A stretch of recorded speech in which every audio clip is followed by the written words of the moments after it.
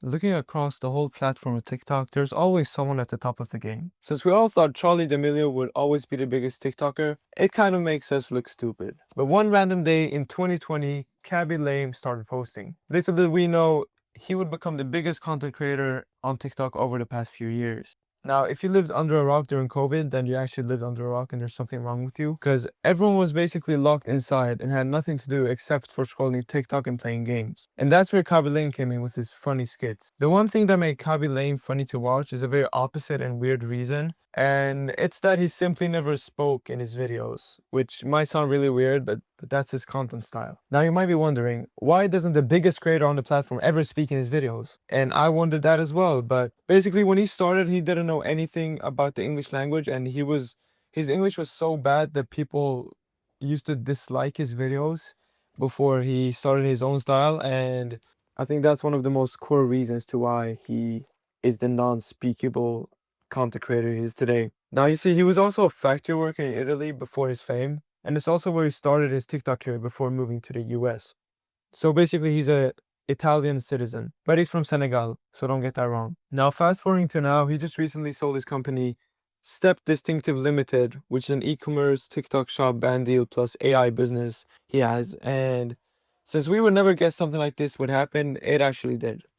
He sold half of his company to a Hong Kong-based company that provided financial printing and corporate services called Rich Sparkle Holdings Ltd, which now has recently switched over to more focus on Kavi's company. And now this is where the big numbers come in, okay? This is where people get excited. Because I was too. I'm telling you, we are hungry after money, okay? He sold his company for around $1 billion, which to me is an unthinkable and crazy amount to actually do. Especially for a content creator. I don't think we've seen anyone else except for Mr. Beast get those types of deals, you know?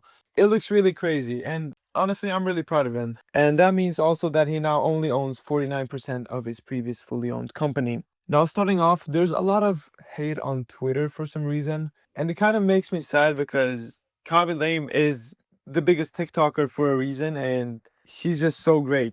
And he has received so much backlash because people are saying that, oh, you should not be able to do this type of stuff with TikTok, and you're a content creator that does funny skits. Stick to that. You don't have to sell your company or share an equity of your company or something, you know? I think there's a lot of people going against the fact that there is company things involved, like businesses.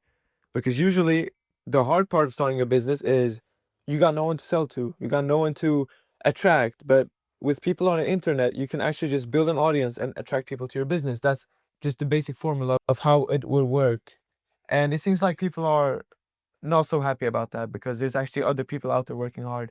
And they're saying that Kaby Lame hasn't worked hard, which to me sounds like some kind of coping because I think this man has been doing TikTok for what, 5 to 7 years maybe? It took him almost a whole year to get big on TikTok before he realized his own style. You know, this man has gone through some crazy stuff, especially with the language barrier he's gone through. It's been really insane to see the journey of him. And, you know, there's not a lot of people being proud, and it's just really sad because this man has not done anything wrong. Now, the thing that Kabi is truly showing now is that TikTokers and content creators overall can get more than this amount of money.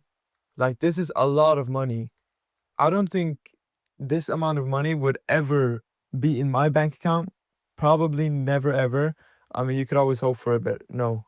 And to see a TikToker, where TikTok is probably one of the most low paying platforms in the whole world, okay? Because they don't pay for anything. They pay almost nothing, okay? Twitch and YouTube do so much better. Also because it's short form content. But seeing someone climb up that way through only like brand deals and like a small TikTok pay, or well, it's not small for him because, you know, he's a big TikToker, but as a starting TikToker, you would not get even $10 from it. I mean, I know people that are streaming on TikTok or living on TikTok, and they get maximum $10 per, what is it, $10 per like 1,000 or 100 and 500 viewers, you know?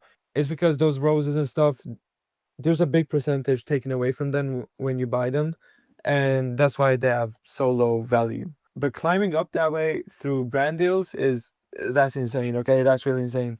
Now, this new hype for TikTokers specifically, and why I'm only saying TikTok is because Mr. Beast has already shown what YouTube can do, and Kabi is showing what TikTok can do. meaning that you can basically get up to crazier heights now because of this. It's like an update, okay? It's just truly showing that you can exceed the limits that some platforms have. And now I don't think there's ever going to be like a Instagram conquering season or something because Instagram doesn't pay. TikTok is already such a big platform, and I think Kaby Lame is bigger than TikTok at this point, right? Now, obviously, TikTok made him and all of that, but he's basically owning TikTok at that point. And looking back at this guy's videos, man, being simple can take you further than you think, bro. Being simple gives you such a loyal audience. Like, it's not anything you will probably forget because nowadays I could probably hop on YouTube Shorts right now as I'm speaking, and the first thing I'll see is an AI generated brain rot video talking about how Ronaldo is drowning and ISO speed is there to save him. Like, do you guys hear that?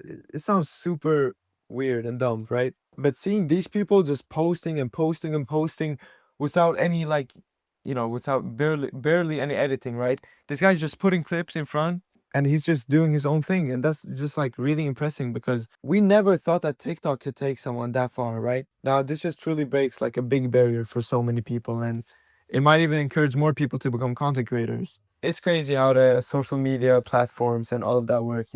But yeah, now the fact that he has sold a part of his company for $1 billion, I'm still getting goosebumps from that. But what is he even gonna do at that point? Imagine him creating like more companies on the side, then growing them as big as possible because he has such a big audience, and then connect all of those and sell a part of that as well. That would be super crazy. I think content creation will probably take over everything like the upcoming decade, okay? I'm not saying it's taking over 9 to 5 jobs. I'm saying that there's going to be more and more goals. There's already people out there working to become content creators, and now they're given a much bigger opportunity because they see how much higher people can go just by doing what they like or love. Hopefully, we see some more of this type of stuff. These are big numbers, bro. These are really big numbers. I'm never going to imagine this again. All right, have a good one.